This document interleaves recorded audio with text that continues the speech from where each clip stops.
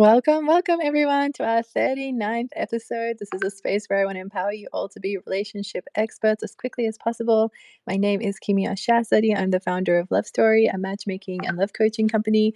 If you ever want help with anything to do with finding or keeping love, don't hesitate to reach out. I'm very lucky today to have Paulie and my brother Mazda here with us. That's awesome. Thank you so much for being here. Let's jump right in. This one's going to be a shorter space because I have an appointment exactly at 9. So let's jump in. So, good dating habits is the topic for today. And I thought a good place to start would be not to list good dating habits because we're not going to take it seriously. I feel like we might have heard all these to some extent, and it doesn't sink in until we hear the bad dating habits. And then we take the good dating habits a little more seriously. So, all the ones I'm going to go through today of the bad dating habits are real life people that that exist in the real world, and this is stuff they've gone through, so we can relate to these because they're not just hypothetical examples. So let's start there. Before we jump in, is there anything anyone wanted to say today? Awesome, looks good. Everyone's ready to learn. Okay, let's jump straight in. So first one that I can recall is someone approached me after a workshop that I ran and was like, when I was 20 years old, I had this heartbreak. And, now I'm 31 and I think I'm ready to get back out there. And that shocked me. That's 11 years of being out of the game. So that was one bad dating habit. Another one was another person after a workshop approached me.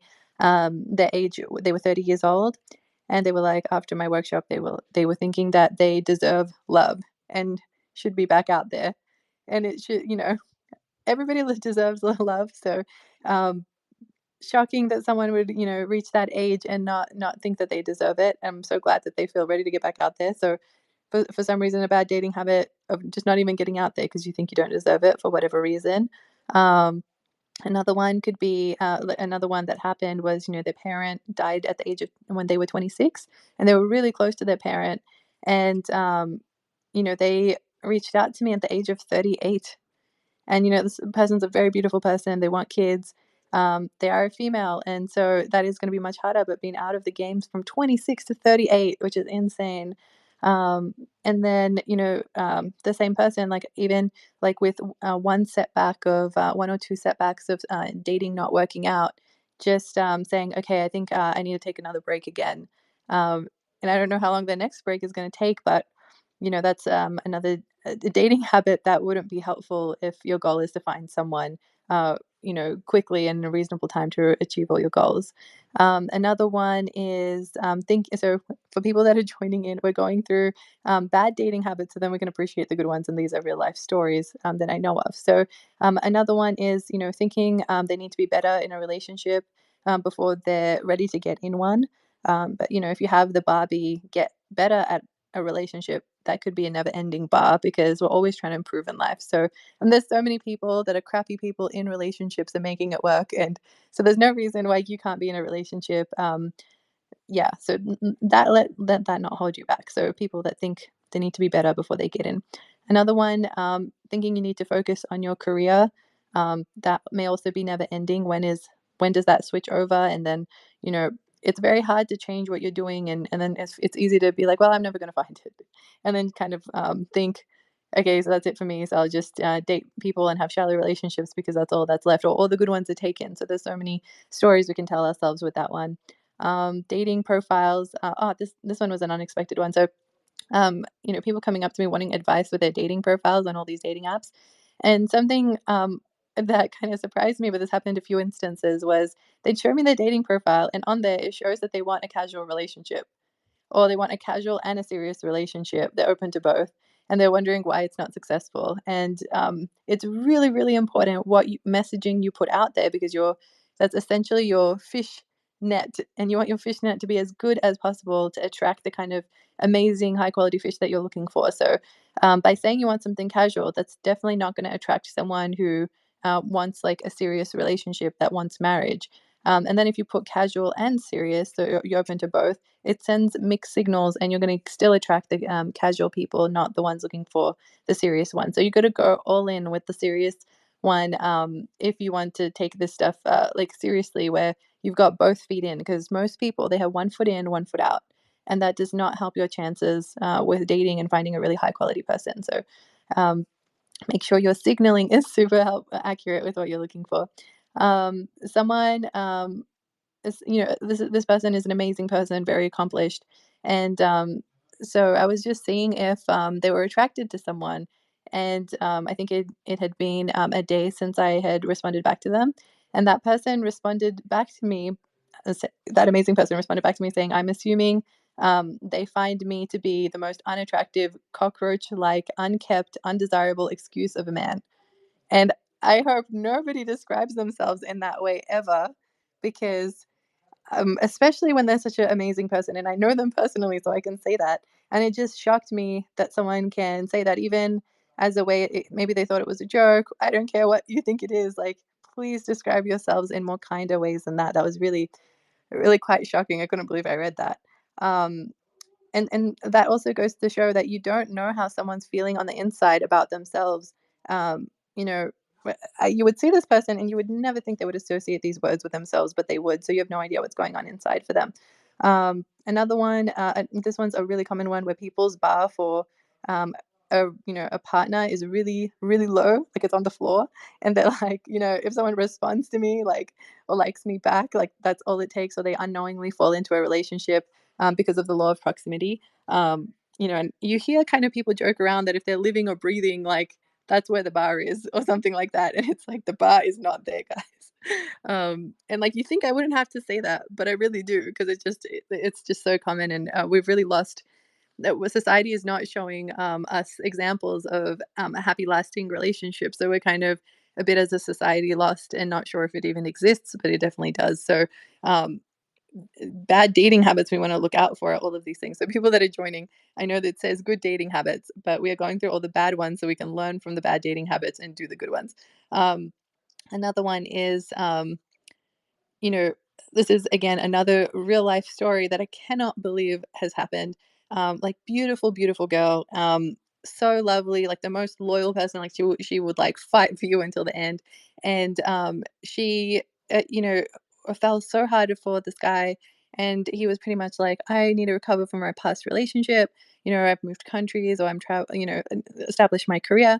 Don't speak to me until I'm ready. And she made a vow. She made a vow that she'll not contact him and wait patiently, not knowing when it would ever end.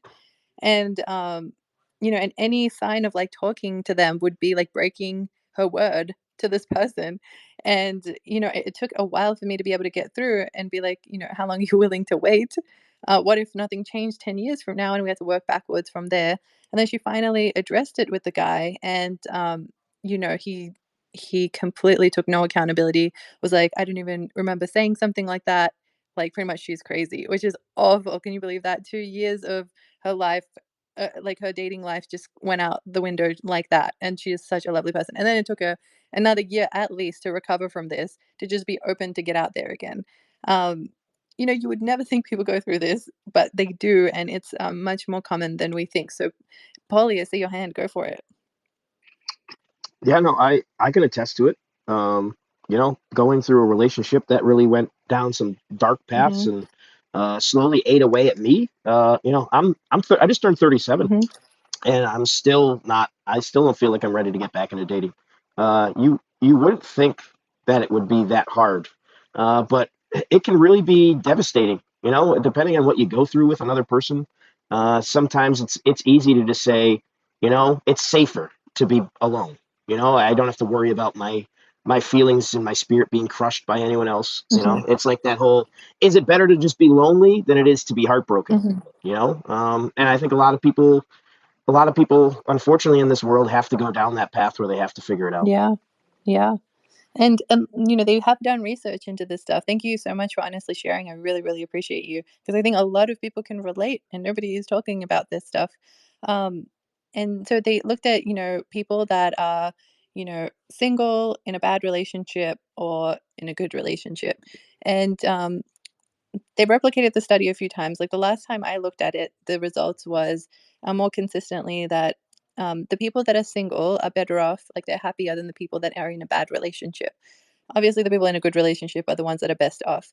I think the data might be a little bit uh, different now, where I'm not sure if like the single and in a bad relationship, it depends like what is defined. I think someone was telling me the other day that maybe it's the results aren't as consistent anymore. But I remember from when I researched it, being single was statistically, from what science shows, better than being in a bad relationship, which makes sense to me. That is the storyline that I would want to push anyway.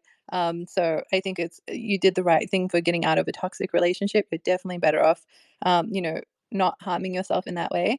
But yeah, anything we can do to shorten the gap of you getting back out there and not falling back into a horrible relationship, that's a big one. But you know, finding someone amazing and elevating your life to levels that you can't even imagine at this point in time, and like walking on cloud nine, is definitely possible. So thank you so much for also just live on this call giving us a real life example of yourself going through something like this, because I'm sure there's other people that can relate. Um, Another one I can tell you guys. We went on a 15-day trip together. It was a tour. There was only like 25 people on this trip, and from the beginning of the trip, I knew like two of the people liked each other.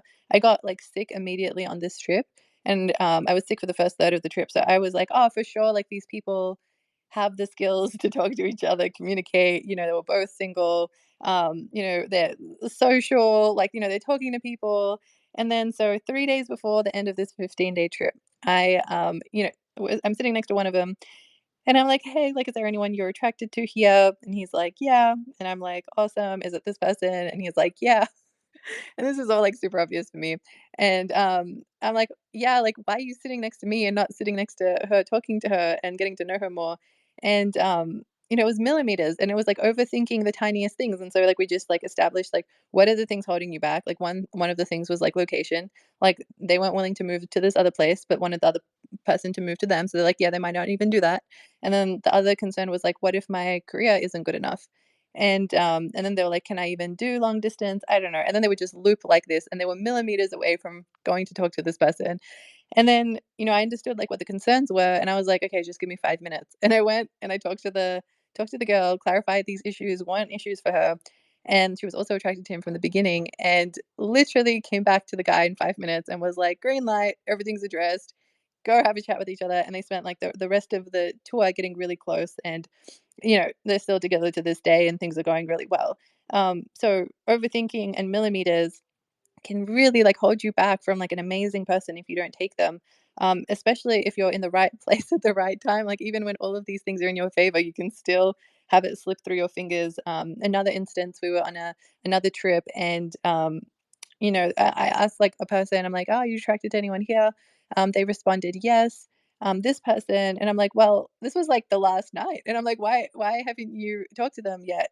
And they're like, "Oh, I keep like I see where they're at sometimes, and I lose them, and I don't know where they are." And I was like, "What's going on? Like this person's been in front of you this whole time. There's only like 50 people on this trip, and we're all like always together." Like I don't understand. And like we dove into it more, and we realized like on this like 3-4 day trip, um, something that's really important to do at the beginning is to scan. Like if you're in a place where you know what you're looking for in a relationship, like you know what you want in a partner, you've written it down, you've thought of so many different things. You go to places where high quality people like that exist. You want to scan everybody in that location as quickly as possible as soon as you arrive at the event or whatever it is, and see who you're attracted to. And then from there, you want to go talk to them so you have as much time as possible to talk to them if there's something there. And so that's something that this person wasn't doing. And then, again, like within like 5 minutes, I was able to go find that girl, bring her over, and get them to start that conversation. And as quickly as possible. They also like the question you want to ask, and not be dilly dallying, talking about random things. Like you want to find out if they're single or not as quickly as possible. And so in that instance, the person had a fiance. So, the conversation wrapped up quite quickly. But that's kind of where your mind needs to be at to utilize the in-person like situations as best as possible. And a lot of people, I don't know, the more generations that pass with, tech, like it seems like we're getting worse and worse with learning how to communicate directly, and, social anxiety and things like that. So we really want to, like, when we're in person, we have a great opportunity, like, be able to know who we're attracted to as quickly as possible, go have a conversation, find out if they're single, find out if they have the high quality qualities that we're looking for. So that's kind of like the formula. And then some other ones. Um, you know, sometimes, like, I hear people, I'm like, "Oh, like, I'm catching up," and, sometimes, like, I hear someone is dating someone that's so unexpected, like, they have so many red flags, and, the person's just lonely, and I can definitely see why they're pursuing it, and they know it themselves too, like, they know it themselves, and, but they still go along with it because they feel like it's better than being alone, or they've even told the other person, like, it's not gonna happen, um, but they're still talking to each other because they don't wanna cut it off completely, it's too hard for them, and, um, and that's really toxic for our mental health, and it's definitely easy in the short run, really bad in the long run, because, like, for example, in dynamics like this, it's very common for the other person who, you're never gonna be with to be like, "Well, I'm not good enough for you," and that's absolutely true, but, like, you can't be like, "Yeah, but still talk to me." Let's just be really direct about it. Like if you're with the right person, go all in. If you're not, just keep your mental health, be single, and be open to just finding the people that are high quality for you. Um, Another one is like, someone might be with someone and they're dating and they just like don't respond to them for 4 days. And I'm just shocked. Like, how is this even possible? That's one of the easiest ways to lose someone. You might be dating someone great and then you pull something like that off and you lose them. So these are a whole bunch of real life people that, are making these choices that I think in general as a rule of thumb are bad dating habits. And to summarize the good ones in a nutshell before we open it up to the floor and do a Reddit question is, well, before I go into it, what do you guys think? So we've gone through so many different bad dating habits. What are some examples of good dating habits that you guys can come up with? Wow, that's a loaded question. It is. Um, man, that's so.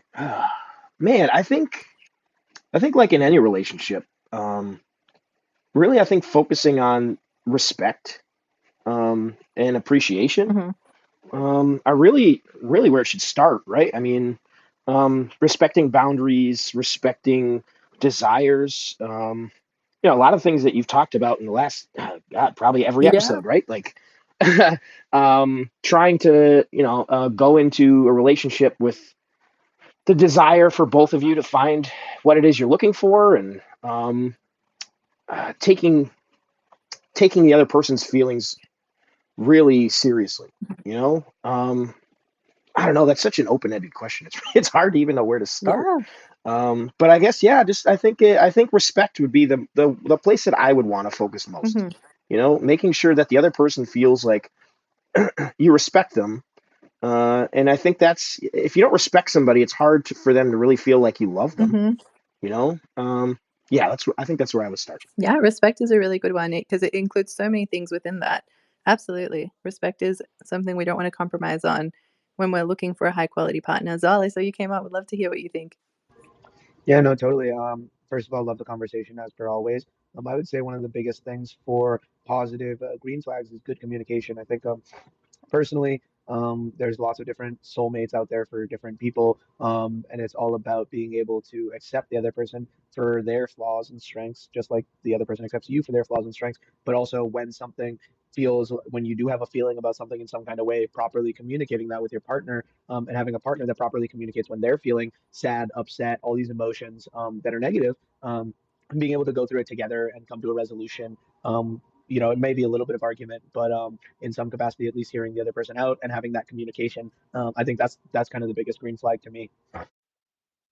Love that. Love that. Communication is so huge. And, we're learning so many communication skills every time we have these weekly sessions. So, yeah, yeah, big part of a green flag for good, signs of a good quality person. And, respect goes hand in hand in that, um, I didn't touch on this, but, 1 in 3 women experience, violence from their intimate partner, and 1 in 4 men experience violence from their intimate partner. That's really high numbers.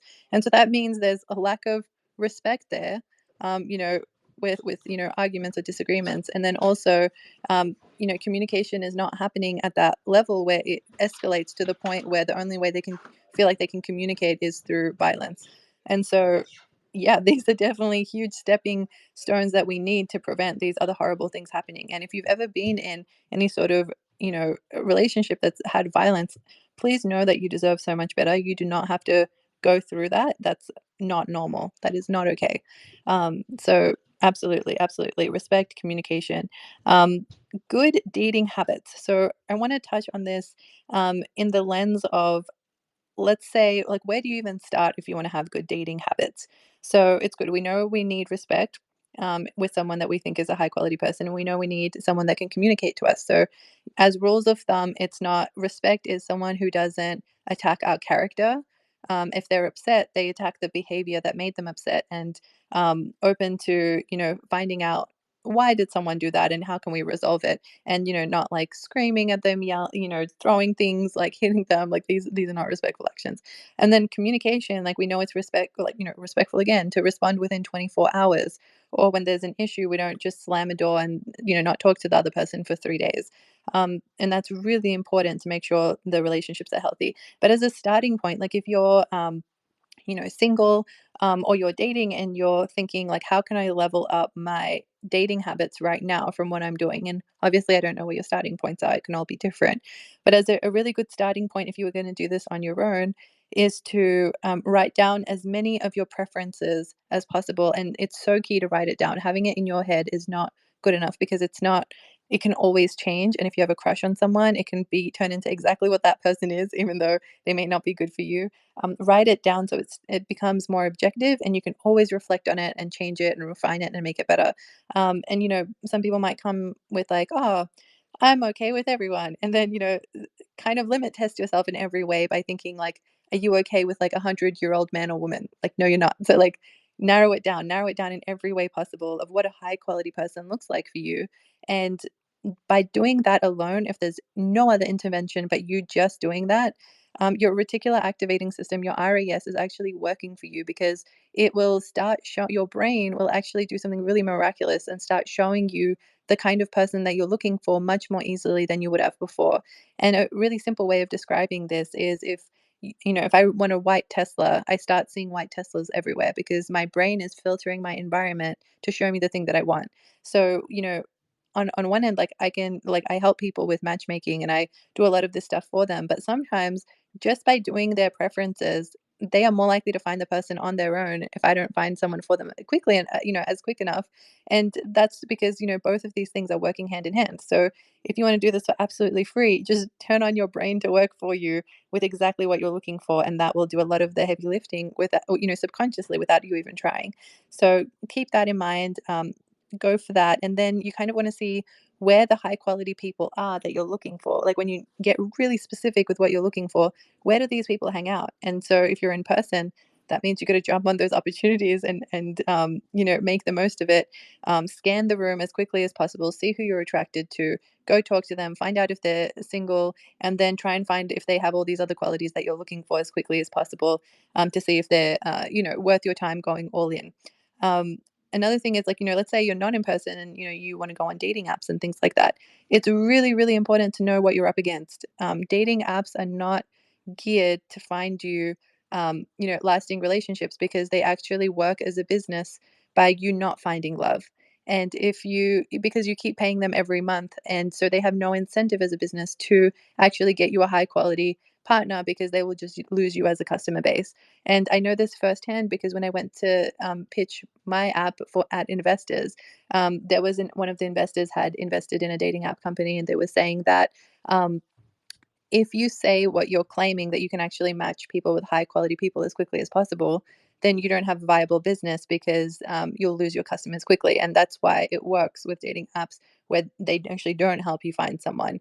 And so, like, my model is very different, because it helps people who are looking for love find it. And then also has a lifelong model where if you want to learn relationship skills and have support, those would be reasons why you would still keep the app. So it's the incentives are different. So anyways, my app is still being made. It's not made yet, so that's not an option. But if you're using the stuff that's already out there, you got to know what you're up against. So it's not impossible. You can find someone on dating apps if you know what you're looking for. It's just usually going to require a massive amount of effort, and you have to be really resilient. So you got to know the stats that it's not you if you're not finding someone quickly. And so knowing that on these dating apps, they did a study of 1,000 people that got into a relationship from a dating app, and it took on average 3,960 swipes to get into a relationship, not even marriage, just a relationship. And so you're not constantly swiping, you space it out because you get exhausted and you have a life where you do things. So on average, that 3,960 swipes was actually 6 hours a week of swiping for 8 months of no success. And, a lot of people that, approach me, they're like, why isn't the dating apps working and things like that? First, they don't know that it's geared against them. And the second is they don't know how much man hours it's meant to take to usually get results. So, they might swipe a little, maybe they swipe on, they see 1,000 profiles, they swipe on 100 of them. Then, like, maybe 30 of them swipe back and match. And then of that, 10 people respond. And then of the 10 people, three are willing to go on a date. And then, two of them don't show up and, leave you hanging. And then the one that shows up is a dud. And then, someone could feel so exhausted and disappointed and feel like there's no one out there for me. There must be something wrong with me. You can internalize so much of this, and it's not your fault. Because it's kind of like really rigged against you. So please know that you have to be super resilient if you want to use these apps. Also, ghosting is so common these days, and please just know good dating habits are not ghosting people. Like if it's not a good fit, just say it's not a good fit. I'm sorry. Wish you the best of luck. And how you respond to someone saying that to you is thank you so much for your honesty. I appreciate it. It sucks, but I wish you the best too, or something like that. It doesn't have to be complicated.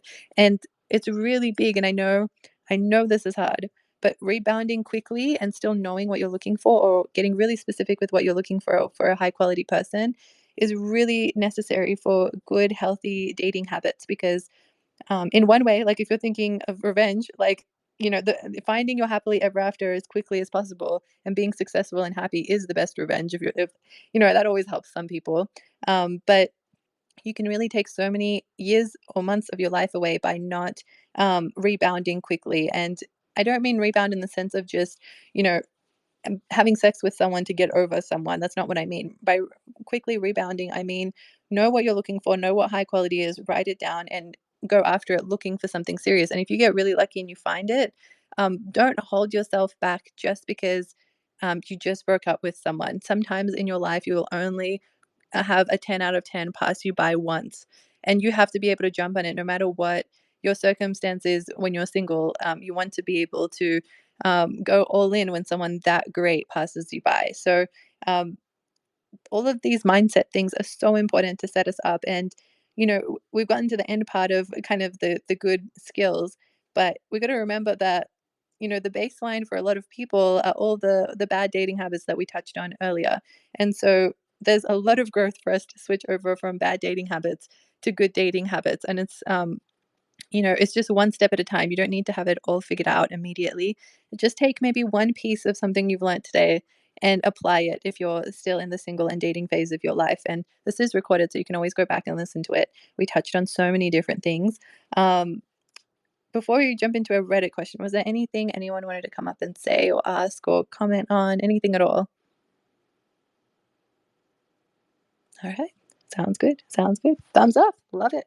Love it. So, one of the most recent Reddit questions that came up was very fitting to the topic today. So, I decided to just use that one and go with it. So, why is dating these days so weird? Question mark is the title. So, we have a bit of background. So it says, I joined Tinder and Bumble at the beginning of the year. I get a lot of matches, but I'm really selective with who I actually go on a date with. Even with that, I feel like the men I'm meeting aren't looking for anything serious, which seems to be a common thing these days. Is anyone else experiencing something similar?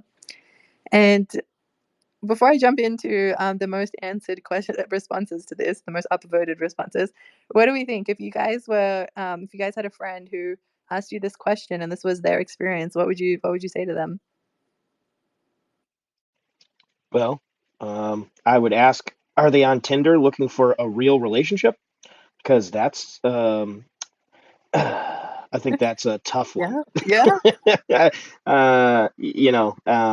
There's certain places you're going to go. I mean, we flood Tinder. All of us, people struggling to find someone. A lot of us are struggling to find it for a reason, right? Mhm. We have issues, and we see this shiny red ball, these apps that say, oh yeah, just come on, it's easy. You get to meet people, and I don't think if we're looking at what you do for a living, Mhm, you're a matchmaker. Like you get to learn two people, and you say, yeah, you know what, they're a good match. It seems like it makes mhm, sense, and then you connect them. mhm, Where these apps, it's almost more like a game. mhm, It's just like we figure out what we think people want to hear that's going to get their attention. You get that dopamine hit, like, oh my god, this person seems awesome. Yeah, yeah, yeah. mhm, And then you meet them, and I think there's a rush that comes with it. And unfortunately, it offers so many mhm, options that it's really difficult, I think, to not focus on those little flaws in people when you meet them. mhm. And you're like, well, you almost get the FOMO, the fear of missing Yeah. out. Like, well, this one's good, but it's not perfect. Mhm, There's so many different parts to mhm. this. Um, I guess talking my way through it, it's maybe just the fact that it offers so many options. It makes it really difficult for people to really commit. 100%. And so it almost does no filtering for you. So it shows you pretty much everyone in in your area, however far out like you've put your radius. And of course, it's so much harder to find quality when it's showing you everyone and you don't know who's even like open to a committed relationship. You don't even know who's actually going to respond to you. You don't even know so many different things about them. And more and more, even like people are using their dating profiles to scam people or just to get followers on their social media accounts. There's so many different things out there. And so that filtering process is really, really missing. And without filtering, we don't have quality because we just get everyone in the kitchen sink showing up. And what are we meant to do that with that? And it's so exhausting to know. And we don't want to be mean, so we are much more likely to give everyone a go and think like, oh, we're being like unreasonable picking on these little things. But essentially it's not filtering people at all. Like I've done so many of these dating apps to see what they filter people for, and it's very little. I think I had it written down somewhere. Just off the top of my head, it was something like your birthday, your name, your location, your age range, if you're interested in like a man or woman or what gender, um, and that was like pretty much it. And then you had an option to edit your bio if you wanted to and add some pictures.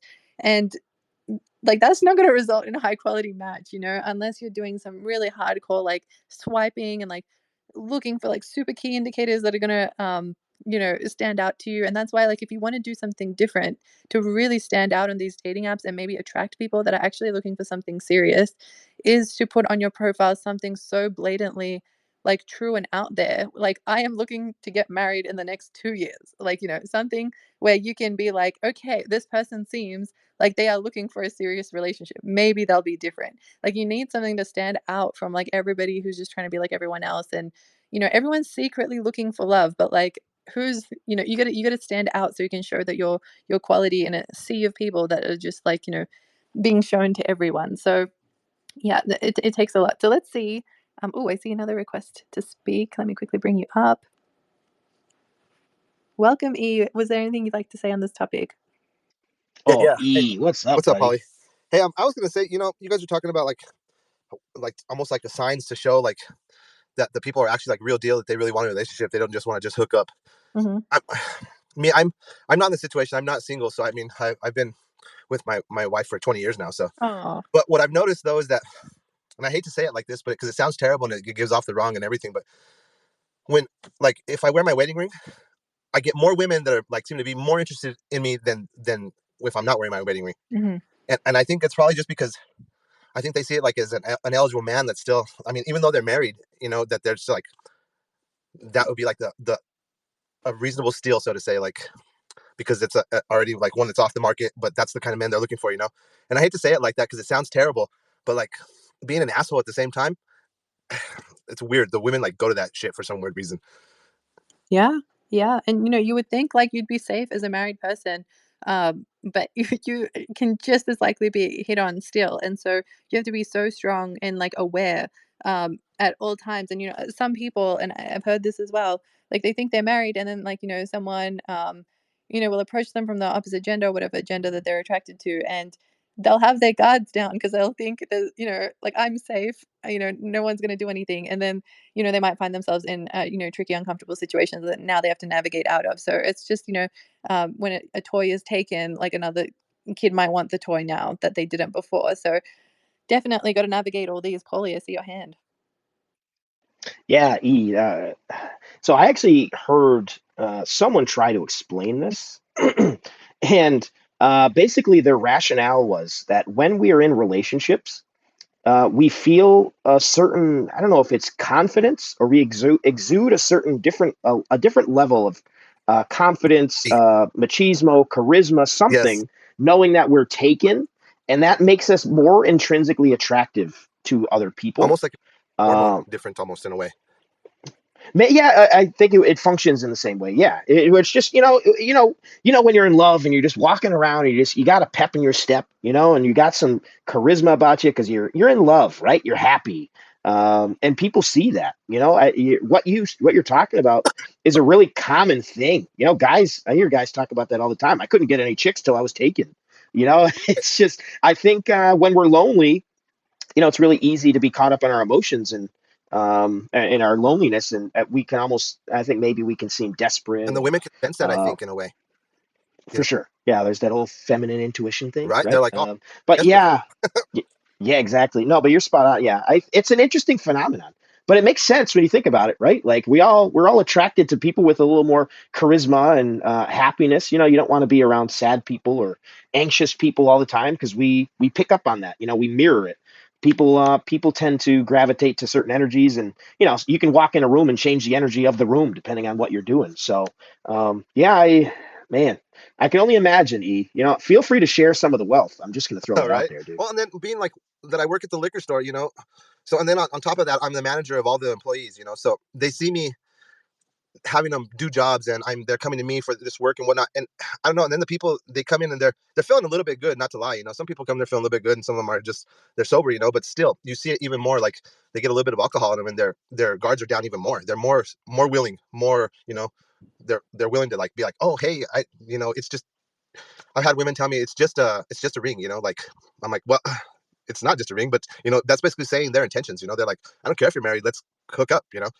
So I mean, like I said, it's just, I don't know. I guess like you're saying, dude, it could be like the hormones, or just being comfortable, well positioned in my life. I'm where I'm at, and I'm not worried about my wife. She's not worried about me.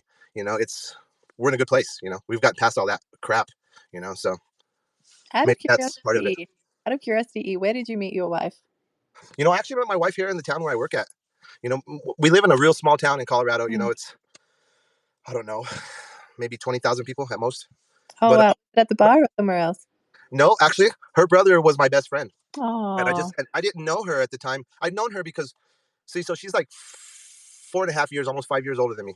Mm-hmm. And she went to the same school as me. I remember her in school. I remember her being like this fucking mean, intimidating little Mexican chick. And I was kind of like, I don't want to go around her because she looks like she could fucking be mean and be like kind of a bitch in a way. So I just kind of just avoided her.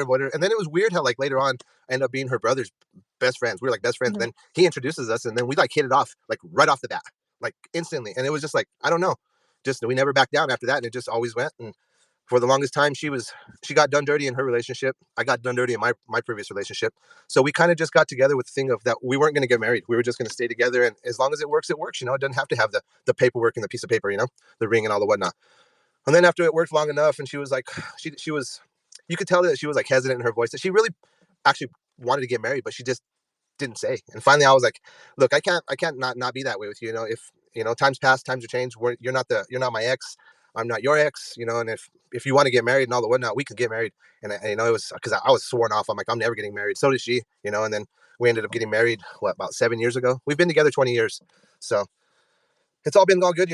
So I mean, we've had our ups and downs. Though. I'll tell you what, it hasn't been like walk in the park all fairyland and shit.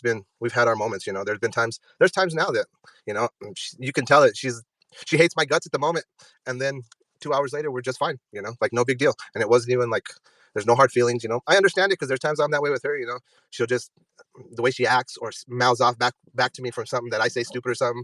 Just little stupid bickers, but then you get past it, and those are like everyday good bickers in a way. I hate to say it like that because that shows that you actually give a shit. You know what I mean? And they give a shit. Not just we're just here for like a financial gain or some shit. Exactly. Ooh, ooh! I just wanted to, Camilla. I want you to. What's that? What was that statistic for a healthy Yes. relationship? How many negative interactions to positive is healthy? Magic ratio 1 to 5. So good and bad relationships both have, the same amount of negative interaction. So healthy relationships, they argue a lot too. So it doesn't mean like they don't argue, but they resolve things quickly, which is what I'm hearing in E's story, which sounds really, really amazing. But I'm glad you guys can do that. So yeah, because as soon as you reduce the time of how long it takes to resolve arguments, you increase the time that you guys can have positive interactions with each other. So for every one negative interaction, having 5 positive interactions is like, a really healthy number to be at. Yeah, because I mean, in all honesty, what good does it do to be mad at each other for 2-3 hours? It ain't getting no damn good unless you guys are trying to split up or something. Otherwise, let it go and get over the shit. They're just words, man. You've heard worse from bigger jerks in the world than your wife or your husband will tell you, unless they're total pricks or something. I mean, but otherwise, come on. There's nothing that you can't deal with it. If you're so soft, thin skin like that, my goodness, you're not Yeah. gonna make it. Yeah, there's a reason why you guys are together and happy after 20 years. For sure, Yeah, absolutely. There's most not just a definitely. love that. Thank you so much for sharing. And I think one observation, one of the reasons I asked you for where did you meet your wife was because, if we're looking at places, like let's say you figure out what your high quality partner would look like and get really specific and write it down. And then you're going to think, where would this person hang out? And so, a bar usually isn't where high quality people hang out. And so, like, these people like throwing themselves at you, like it also like is a higher ratio of these people not being, the highest quality people that are looking for, a loving, lasting marriage that's going to last forever. So it seems like those places are definitely going to be more full of people, that have bad dating habits there. You might get lucky, you might find, your amazing woman or man in there, but just the odds are a little lower. So I think that's an interesting thing. It really helps to understand the context of where like these women are hitting on you and like being open to these sorts of things for sure. Correct. And like I was saying, they do that at the liquor store, but then we hold like events. We'll do like it'll be like a tasting event, and we'll have like a wine festival. Okay, so the wine festival you'll go to, and I consider this different than a bar. I would consider this an actual real place where you could actually find real places to real women that are really trying to find, or real men, because like at this is not like an everyday thing. We do it once a year. We do 3 different ones, but they're not the same even at all. So like the wine fest we go to, and there's tons of women there. I mean, there's probably 10 women to each man, and they're not all there married or hooked up. A lot of them show up with their girlfriends. And you can see that they show up with their girlfriends, and they're there to have a good time. And but a lot of times those are the women that are actually probably the ones you want to actually try to meet, because they're not at the bar. They are having a good time and being social and stuff, but that's a total different kind of event. At a bar, you're in a smoky, dingy bar with all these other drunk, horny guys and all these other slutty women and all the whatnot. Whereas you go to the wine festivals and stuff like that, they're more upper class. I hate to say it like that, but it kind of gets my point across. They're not there just to hook up. I mean, yes, I'm sure they're looking for somebody, and if it works out, they meet somebody, and then they'll pursue something. I mean, of course, you do get the bad crowd there, of course, but it seems like on those events you see it because they have to pay to get in. It's like if they want to be VIP, it's $100, and if it's not, it's like $50 to get in. But it's still money, and a lot of times the people that are just trying to hook up and do shit like that, they won't pay that kind of money to get into a place like that. I mean, granted, their odds would be probably 10 times better, but they don't think of it like that. They're like, well, I ain't gonna spend that kind of money for that, and all this whatnot. Well, then they're not really into it for the right reasons. They're just there to hook up, man. So we do a lot of those events like that, and I meet a lot of women there because we sponsor it. So I have to do a lot of the work there. I'm running around like fucking crazy man at that thing. But there's a lot of women and men coming up to me. Where is this? What do we do this? Where do you want this? So they see me, and then I don't know. I get like a whole different mentality even at those things. I become like more social than I am normally. I like bloom all of a sudden. I'm like a butterfly after that, and I will talk to everybody that comes by. They could be the prettiest person in the world, ugliest person in the world, and I talk to everybody. I don't know. It's weird. I like flip a switch, and then I talk to everybody. It doesn't matter, and I hold no judgment to you, And I think it's stuff like that that probably draws them to me in a way when it's like that. I love that you touched on that. There was multiple points in the conversation where I was going to bring that up. Paulie was talking about the riz, or all these qualities that exert like happiness and all that. And I think that's also a part of being in a happy relationship. You're much more likely to go to have your life together, go to social events, be happy, talk to people, engage, and all of these things are things that people find attractive. So if you were like single and unhappy, like maybe you would go to these events less, maybe you wouldn't be smiling as much, talking to people as much, and all of these things matter for attracting people. So love that you touched on it by yourself. I didn't even have to bring it up. It's too good, too good. That's awesome. So let me wrap up because I've got another meeting that started a minute ago. But the response that they gave, the most upvoted response they gave to the person trying to find like something serious on Tinder and Bumble. So the most upvoted response was, "Dating is so hard.